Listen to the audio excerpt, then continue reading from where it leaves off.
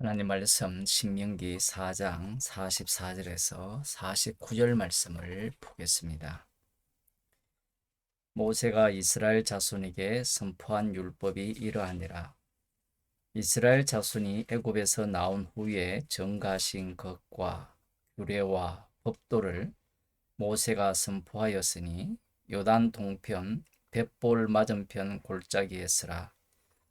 이 땅은 헤스본에 거하는 아모리 족속의 왕 시온에게 속하였더니 모세와 이스라엘 자손이 애굽에서 나온 후에 그를 쳐서 멸하고 그 땅을 기업으로 얻었고 또 바산 왕 옥의 땅을 얻었으니 그 두 사람은 아모리 족속의 왕으로서 요단 이편 해돋는 편에 거하였으며 그 얻은 땅은 아르논 골짜기 가의 아로엘에서부터 시온산 곧 헤르몬산까지요 요단 이편 곧 그 동편 온 아라바니 비스가 산록 아래 아라바의 바다까지니라. 아멘. 모세가 이스라엘 자손에게 선포한 율법은 증거와 45절에 보면 증거와 규례와 법도로 선포됩니다. 모세오경 전체가 증거라 보시면 됩니다. 어떤 증거냐? 애굽에서 나온 후에 그 46절에 나오죠. 애굽에서 나온 후 시내산에서 이들이 율법을 받았습니다. 그 율법은 지켜야 할 것과 하지 말아야 할 것에 대해서 세분화되고요. 그것을 규례라 보시면 되고, 법도는 심판하는 겁니다. 그 규례대로 여호와 하나님께서 심판하시고 그 모든 것들이 증거가 됩니다. 율법이라고 하면 그냥 십계명 이 정도만 말씀하시는 것이 아니라 법이 어떻게 실제로 이스라엘 가운데 적용이 되고 말씀대로 실제로 심판이 되며, 그리고 법대로라면 심판으로 끝나야 되는데 그렇지 않음을 또 오늘 본문에서 보여주고 있습니다. 오늘 이 모세가 율법을 선포하는 장소가 요단 동편 벳볼 맞은편 골짜기에서라. 1장 1절에서도 그 이하에도 나오지만 단순히 요단 동편, 아직 요단강을 건너지 않았죠. 그 동편을 율법을 말씀하는 장소를 말하고자 지금 이것을 이야기하는 게 아니에요. 방금 우리들이 읽었듯이 46절 그 내용을 보면 요단 동편 벳볼 맞은편 골짜기에서라. 이 땅은 헤스본에 거하는 아모리 족속의 왕 시온에게 속하였더니, 우리에게 눈에 띄는 단어가 나오죠. 아모리 족속의 왕. 이 아모리 족속이라고 하면 아브라함과 이삭과 야곱에게 하신 언약의 말씀이 떠오르고요. 창세기 15장에 아브라함에게 하신 주시고자 하는 그 땅, 그 곳에 거하는 자들을 진멸할 그 족속의 이름이 등장을 하고 있습니다. 아모리 족속의 왕, 여기에 대해서 언급하는 이유는 뒤에 이러한 내용이 나옵니다. 그 46절 하반절에 보면 모세와 이스라엘 자손이 애굽에서 나온 후에 그를 쳐서 멸하고 그 땅을 기업으로 얻었고, 아직 약속의 땅에 들어가지 않았는데 벌써 이 요단 동편 땅, 아모리 족속이 차지하는 그 땅을 기업으로 얻었다라는 말씀을 하고 계십니다. 본래 이 땅은 이스라엘 자손에게 줄 기업이 아니었죠. 그러나 이 로벤과 므낫세 지파가 이 요단 동편 땅을 기업으로 달라고 요청을 했고, 지금 신명기에서는 그러한 어떤 여기에서는 그런 과정을 빼버리고 여호와께서 그 땅을 기업으로 주셨기 때문에 이들이 기업으로 얻었다. 이렇게 말씀을 하고 있거든요. 그런데 여기에서 로벤과 므낫세 자손을 언급하는 것이 아니라 이스라엘 자손이 애굽에서 나온 후에 이스라엘 자손을 지금 언급하고 있다라는 사실입니다. 물론 앞부분에서는 로벤과 므낫세 반지파의 그 도피성에 대한 지명을 말씀을 하셨습니다만 여기에서는 그것을 쏙 빼버리고 율법을 선포하면서 그 율법을 선포하는 내용에 있어서 증거와 규례와 법도를 말씀하신 거예요. 그러면 지금 이 땅은 어떤 땅이냐 하면 기업으로 받은 땅이에요. 기업으로 받은 땅에서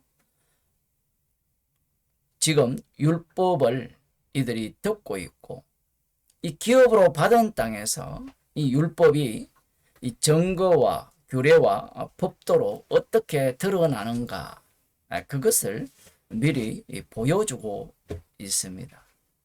사실은 약속의 땅에 이들이 들어가서 그들이 율법의 말씀 속에 살려지게 되면 사실은 지금 이 상황과 별반 다르지 않는 그러한 결과를 얻을 것이라는 거예요. 무슨 말인가 하면 지금 흔히 이제 여기 본문에서 여호와 하나님께서 언약을 갱신하신다라고 이야기를 하거든요. 갱신을 하시면 앞날에 뭔가 새로운 것들이 있지 않을까라고 상상을 해요. 사실은 6월절 어린 양의 피 속에 이스라엘은 이미 확정이 되어 버렸어요. 거기에서 못 벗어납니다. 그리고 이 광야 생활 속에서 하나님께서 그 아들에게 율법을 주신 이후에 그 율법을 주신 그들에게 증거와 사실은 증거는 이 규례와 법도를 통해서 이 증거를 여호와 하나님께서 나타내시죠. 상천하지에 여호와 하나님 외에는 다른 신이 없음을 드러내신 겁니다. 지금 여기에 현장이 그러한 거예요. 본래 율법대로라면 어느 누구도 기업의 땅을 차지할 수 없어야 됩니다. 그럼에도 불구하고 여호와 하나님께서는 아브라함과 이삭과 야곱에게 하신 언약을 성취하시기 위해서 이들에게 이 기업의 땅을 주셨다라는 겁니다. 이것을 보게 되면 이스라엘은 기업의 땅과 그리고 율법이 세 가지를 보여준다 했죠. 정거와 규례와 법도. 이 내용이 어떻게 작용하는지를 보여주기 위한 이스라엘이 되는 겁니다. 사람들은 이런 생각을 갖죠. 이런 말씀을 보면서 언약이 갱신되었기 때문에 이제 이 갱신된 언약 말씀에 우리가 제대로 순종함으로 말미암아 이 앞날이 지나온 과거보다는 더 희망적일 것이라 그런 기대를 품게 되죠. 그러나 놀랍게도 이들의 결말은 이들이 상상할 수 없는 것이 기다리고 있습니다. 마태복음 2장을 보겠습니다. 예수님께서 이 땅에 동정녀 마리아에게서 태어나셨을 때 유대인의 왕은 헤롯이었습니다. 이것은 굉장히 중요합니다. 헤롯은 당시 유대의 왕이에요. 하나님께서 이렇게 조치를 하신 겁니다. 분봉왕이 있을 때도 있지만 지금은 헤롯 왕이 유대의 왕인데 이 동방으로부터 그 박사들이 와서 유대인의 왕으로 나시니가 어디 계시뇨 이렇게 질문이 들어오고 여기에 대한 반응이 나오는데 13절에 보면 저희가 떠난 후에 주의 사자가 요셉에게 현몽하여 가로되 헤롯이 아기를 찾아 죽이려 하니 일어나 아기와 그의 모친을 데리고 애굽으로 피하여 내가 네게 이르기까지 거기 있으라 하시니 요셉이 일어나서 밤에 아기와 그의 모친을 데리고 애굽으로 떠나가 헤롯이 죽기까지 거기 있었으나 이는 주께서 선지자로 말씀하신 바 애굽에서 내 아들을 불렀다 함을 이루려 하심이니라. 이 말씀은 충격적이죠. 그 유대인이라면 이 말씀을 읽게 되는 순간 경악을 금치 못합니다. 이 호세아, 이 말씀은 호세아 11장 1절 말씀을 인용했는데요. 호세아 11장 1절 말씀은 이 마태복음에서 말씀하시는 것과 전혀 다른 의미로 말씀을 하는데요. 1절을 보면 이스라엘이 어렸을 때에 내가 사랑하여 내 아들을 애굽에서 불러내었거늘. 분명히 이것은 지명적으로 애굽입니다. 그 애굽에서 불러냈다라는 거예요. 그런데 마태복음에서는 어떻게 해석하는가 하면 애굽에서 내 아들을 불렀다 하심으로 말미암아 이 애굽을 어디로 보느냐라고 하면 우리는 뭐 머리가 좋기 때문에 예수님께서 애굽으로 내려가셨으니까 애굽이라는 그곳에서 불렀다라고 생각을 하지만 그런 말씀의 의미가 아니라 호세아 말씀에 의하면 어디가 애굽이냐, 출애굽에 의하면 어디가 애굽입니까? 바로 왕이 지배하는 곳이 애굽이었죠. 그러면 호세아도 마찬가지입니다. 바로 왕이 지배하는 곳 거기에서 그곳을 애굽이라 하십니다. 지금 여기에서는 애굽이 어디가 되느냐 하면 남은 자들이 살고 있는 유대 땅이 애굽이 되는 거예요. 이 남은 자들이 살고 있는 그 유대 땅이 애굽이 되도록 하나님께서는 이 신명기 4장에서 흔히 말하는 언약을 갱신하신 거예요. 이 언약이 갱신되면 뭔가 기대를 갖잖아요. 뭐 좀 공부한 사람들은 아브라함 언약, 이삭 언약, 야곱 언약, 모세 언약, 뭐 노아 언약부터 출발해서 심지어는 뭐 아담 언약이라고 하고 그 다윗 언약이 오면 어떤 기대를 품게 됩니까? 예수님께서 십자가로 새 언약을 세우시면 어떤 사태가 발생합니까? 지금 바로 이 사태예요. 유대 땅이 애굽이라는 것은 온 세상이 애굽이라는 겁니다. 온 세상이 어둠이요 하나님의 아들을 살해하는 현장이 되는 거예요. 지금 출애굽의 계획은 하나님께서 이곳을 향하고 있는 거예요. 하나님이 선택하여 만드신 하나님의 아들, 그들을 통하여서 이스라엘이라는 국가를 세우시고 그들을 통하여서 최종적으로 메시아 왕국을 세우기 위해서 남은 자를 만드셨는데 그 남은 자들이 누구냐라고 하면 그들이 바로 바로가 돼요. 그 남은 자들 중에 헤롯도 들어갑니다.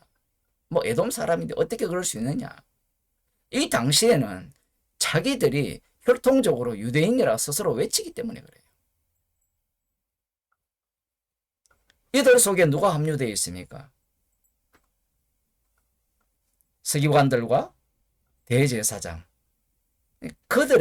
그들이 모두 합류되어 있는 거예요. 그들이 예수님이 오셨을 때 그 현장이 애굽으로 드러나는 그 본성을 보이게 됩니다. 주님께서 왜 이렇게 일을 처리하시느냐?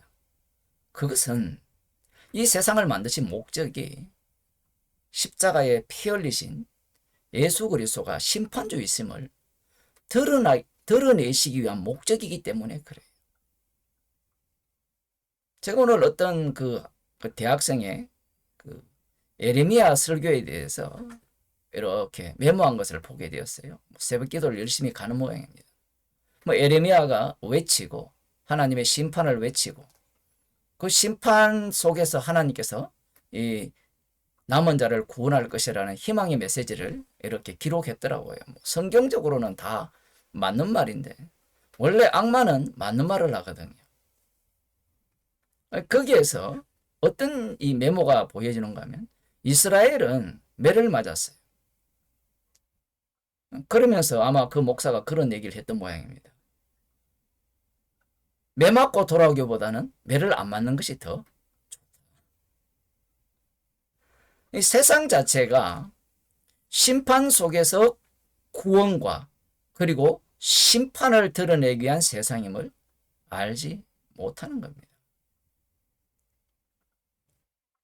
세상 자체가 인간이 못했기 때문에 예수님이 십자가 지신 게 아니라 십자가를 위한 세상이기 때문에 그 피를 증거하기 위한 세상이기 때문에 하나님께서 아들을 만드셔서 너는 아들이 아니야. 너는 이스라엘이 아니야. 참 아들이 누구냐? 참 아들은 아들에 의해서 살해당한 분. 그분이 죽으시고 3일 만에 부활하셔서 주가 되신다. 그분이 진짜 하나님의 아들, 심판주이심을 증거하기 위해서 하나님께서 이스라엘을 만드신 겁니다. 십자가의 피로 새 언약이 세워졌다라는 것은 이 온 세상은 어둠이요. 십자가의 피만을 자랑하는 자들만이 주의 백성이라는 것을 선언하는 겁니다. 기도하겠습니다.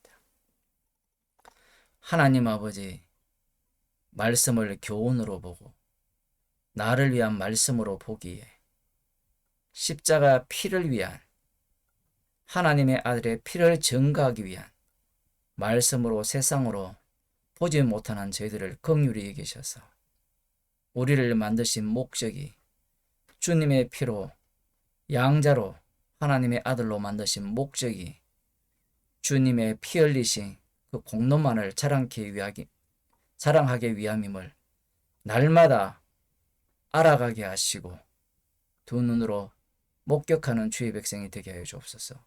예수님 이름으로 기도드리옵나이다.